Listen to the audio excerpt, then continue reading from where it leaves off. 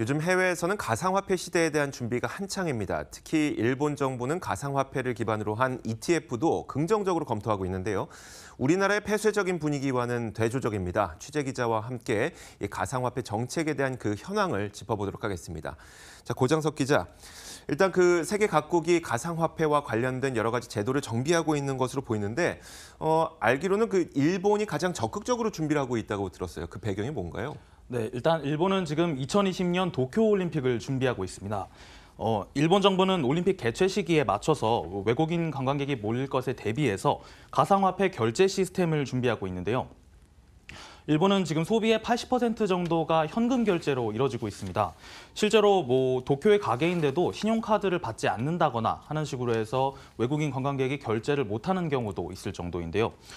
일본 정부는 이런 현금 결제를 줄이기 위해서 신용카드나 간편 결제 서비스를 적극적으로 장려하고 있습니다. 가상화폐 결제 서비스도 이런 종류 중에 하나가 되겠는데요. 현금 사용이 어려운 외국인의 관광객 소비도 늘리고 또 올림픽에 맞춰서 오래된 결제 시스템도 개편하려는 움직임을 보이고 있습니다. 게다가 지난해 평창올림픽이 5G의 전초전이었다고 본다면 도쿄올림픽은 이제 가상화폐 결제의 전초전이 될 거라는 전망이 점점 나오고 있는데요.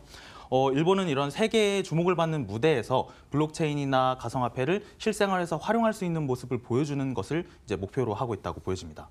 자, 이런 가운데 일본의 금융당국은 가상화폐를 기초자산으로 한 ETF, 그러니까 상장지수 펀드라고 얘기하죠. 말 그대로 펀드이다 보니까 가상화폐에 직접 투자하는 것이 아니라 이제 간접 투자하는 펀드 상품인데 이걸 승인하는 것도 검토하고 있다고요?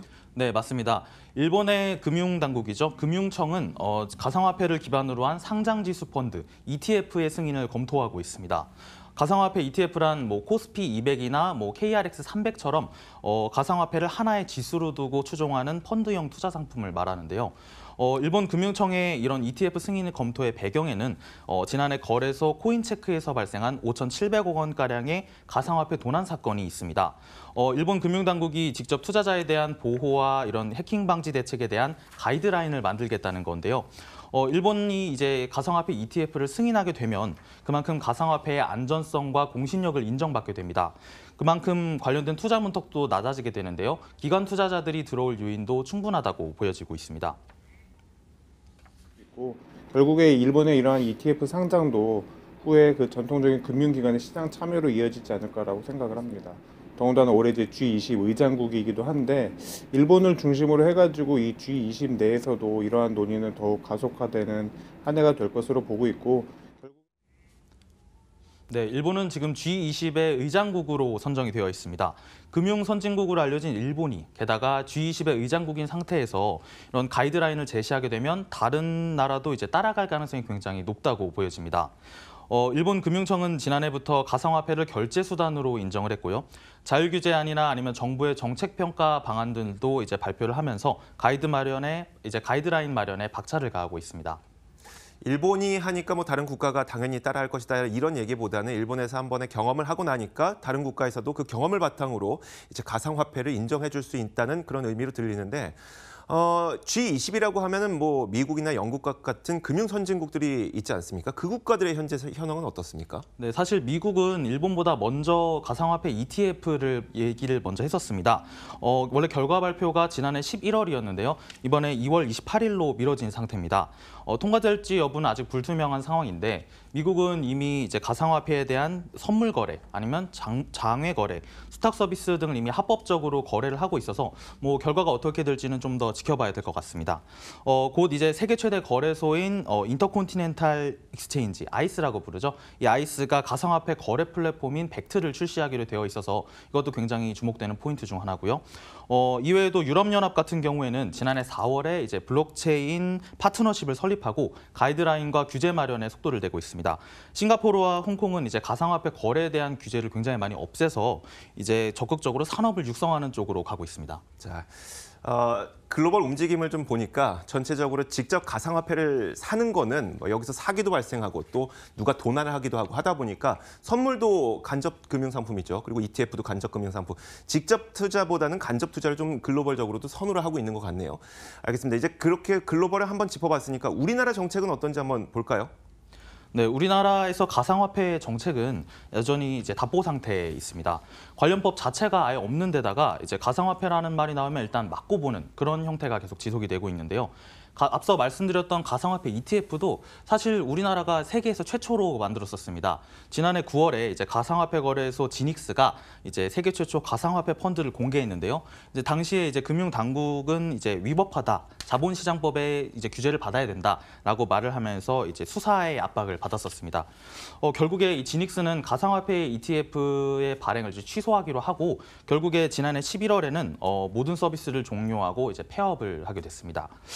당장 은행권은 이제 거래소의 신규 계좌 발급도 막고 있고요. 뭐 지난해 10월에는 뭐 이 벤처 업종에서 암호자산 매매 및 중개업이 이제 빠지면서 이제 세제 혜택 같은 것을 이제 못 받도록 이제 됐습니다. 이제 한편으로는 이런 걸 이제 얘기해줘야 할 곳이 이제 4차 산업혁명위원회예요. 이제 4차 산업기술 발전을 논의해야 할 곳이 4차 산업혁명인데 여기에서는 이제 가상화폐나 블록체인과 관련해서는 어떠한 언급도 하지 않고 있습니다. 심지어 의제로도 올라오지 않았고요. 뭐 지금 전문가들은 지금 답답한 규제 현황에 대해서 불만을 많이 토로하고 있는 상황입니다. 규제의 불명확성 때문에 업계에서는 아주 답답해하고 있거든요. 그 우리나라의 규제라는 게 안 된다라고만 되어 있지 법적인 조건도 성립이 되어 있지 않고 다만 안 된다라고만 하고 있기 때문에 업계에서는 이거를 뭐 투자를 해야 될지 말아야 될지에 대한 판단을 못 하고 있는. 사실 지난번에도 저희가 이 시간을 통해서 짚어봤던 것처럼 규제가 없다 보니까 사실 사기가 발생하는 경향도 있는 거고요. 또 규제가 없다 보니까 진짜 이 일을 하고 싶은 그런 그 업계에 종사하시는 분들 참 많은 어려움을 겪고 있는 것 같습니다. 자, 앞으로의 전망도 좀 짚어보고 싶은데 어떻습니까, 우리나라에서? 네, 지금 우리나라에서 가상화폐 정책의 전망을 짚어본다면 가장 포인트가 될 지점이 이제 1월 중에 있습니다. 지금 한국 블록체인 협회가 이제 금융위원회에 사단법인 인가를 신청해둔 상황인데요. 한국 블록체인 협회는 가상화폐 거래소가 회원사의 대부분을 이루고 있는 협회입니다. 따라서 이제 금융위원회 산하의 사단법인으로 인가를 받는다면 이제 금융위의 가상화폐 거래소에 대한 태도를 어느 정도는 이제 짐작할 수 있게 해주는 그런 포인트가 될 것으로 보입니다. 보통 사단법인 인가 신청에는 한 20일 정도 걸리는데요. 지난달 12월 27일이죠. 그때 신청을 했기 때문에 1월 중에는 이제 결판이 날 것으로 보입니다. 이전에 다른 협회들도 물론 사단법인 인가를 받은 곳은 있습니다. 다만 이제 블록체인을 강조하거나 아니면 스타트업을 강조해서 뭐 과기정통부와 아니면 중기벤처부 쪽에 사단법인 인가를 받았는데요. 보통은 이전에는 가상화폐와 관련된 뭐 단어가 들어갔다 아니면 이름에 뭐 가상화폐 협회다 뭐 이런 식으로 들어가면 사단법인 인가를 뭐 내려주지 않는 그런 관행이 있었습니다. 그래서 한때 글로벌 1위를 다투던 국내 업체들은 이제 규제를 피해서 해외로 나가는 상황입니다. 따라서 뭐 빗썸이나 업비트 같은 곳도 이제 싱가포르, 홍콩 쪽으로 나가면서 국부 유출의 우려도 나오고 있는 상황인데요. 업계에서는 앞으로 미국이나 일본에 이렇게 뒤처져서 가상화폐 시대에서 낙오되진 않을지 이런 우려의 목소리가 높은 상황입니다. 자, 저희가 경험해봤던 그 가상화폐에 대한 투기적 과열 현상은 물론 방지해야 되겠지만 블록체인 산업은 또 발전을 막으면 안 되니까요. 어떻게 해야 될지 또 많은 고민이 필요할 것 같습니다. 지금까지 고장석 기자였습니다. 고맙습니다.